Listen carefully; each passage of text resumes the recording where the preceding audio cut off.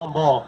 You always want to try to field the ball if you're left-handed or right-handed with that side foot. So I'm catching my left hand, so you always want to field on the left outside of your left foot in a strong position. Head down, gloves in front of you. So when you come up in a strong position, elbow up, front arm in a strong position to pull down the laces and make a good throw. And also, in making a good throw consistently, you always want to be on top of the ball like you showed, but if you drop your arm down, that's how you get a little bit of tail to the ball, or the ball sails on the cutoff man a little bit and goes over his head. Also, the biggest thing in the outfield in catching is catching the ball. I mean, it doesn't matter how it looks. It can be ugly as long as you catch it and get the out. That's the biggest thing. But I mean, unless the ball's to your left, to your right, where you have to stretch out for it a long way. So you always want to try to feel it with two hands in front of your body on the glove side. I mean, on the throwing arm side, so it's a quicker transfer. Because if you field it over here and have to transfer it all the way over, that's more time for the runner to move and get to the next bag. So Clarky's gonna do a few examples with me so I can show y'all like actual moving around instead of just these. That's right, no errors. Yeah, what I'm going to do right now is going to roll Christian a couple ground balls, and he's going to talk to you. He's going to show you what he just spoke about. And the biggest thing he was implying was to make sure that you catch the ball first. There's nothing, you can't do anything with the ball unless you catch it, correct? So we catch it first. And we like to talk about these 3 steps. You feel the ball. You crow hop. Some guys like to crow hop. Some guys don't like to crow hop. Some guys just like to go right through it. But for me, it's feel, crow hop, throw. This is what he's going to show you guys exactly what we're meaning. I'm going to roll the ball to him. He's going to feel the ball on his glove side foot. His glove side foot is going to be out front. And he's going to make that transfer. He's going to get himself in a position to where he's getting ready to crow hop. And he's going to make sure that his elbow is at least shoulder height to make a good throw. And he also is going to give you guys a 4-seam grip.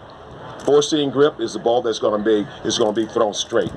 If he drops his elbow or gets a 2-seam grip, the ball's going to tail away from the cutoff man. And one of my biggest pet peeves is when my outfielders miss a cutoff man. Because it's not that hard. It's not that hard. Sometimes it happens. We get it. But just get to the ball as quickly as possible, hit your cutoff man, and guess what? As an outfielder, your job is over. If that ball is hit to you, you hit the cutoff man, your job is over. The only thing you got to do now is just look and see what's happening in front of you. You have to back up a base or whatever. But for the most part, your job is over. So this is what I'm going to do. I'm going to roll him some balls, and he's going to go through those 3 steps for you guys.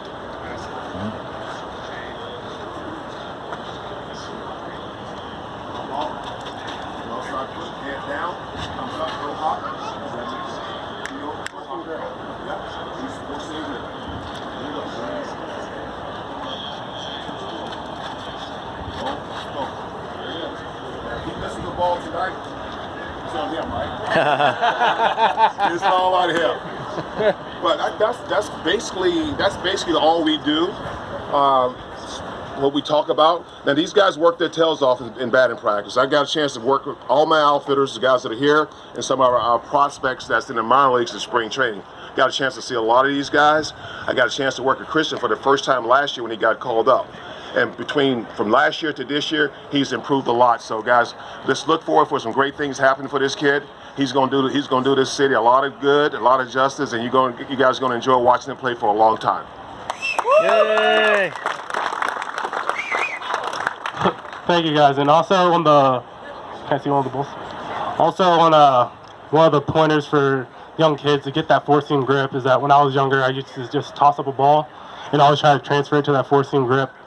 Because in the speed of the game, you always don't get that perfect grip, so you always want to be able to transfer to it as fast as possible. Okay? And we just have time for a few questions if anybody has any.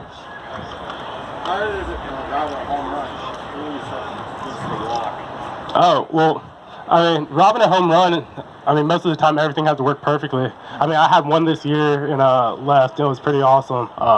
But you sometimes miss more than what you catch. But, I mean, the biggest thing is finding the wall and knowing your field. Like, I know on this field, on track, in left field, because I play left, knowing the track, so it's 3 steps until I have to jump at full speed. So knowing that, I know how many steps I need to take right when I hit the warning track until I get to the wall.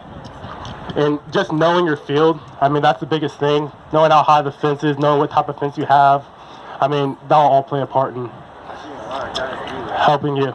Exactly, they know the park, so every park we go to, we make sure we know how big the track is, how many steps it is to the fence, so we can always make those catches.